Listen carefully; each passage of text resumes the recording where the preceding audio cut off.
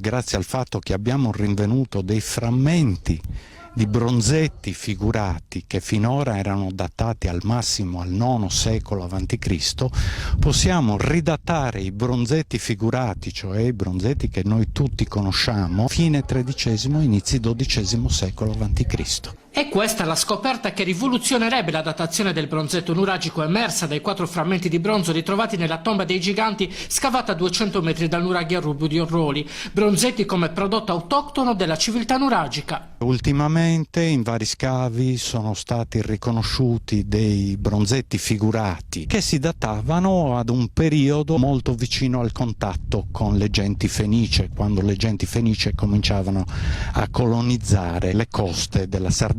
Oggi noi sappiamo che questi sono prodotti originali della civiltà nuragica.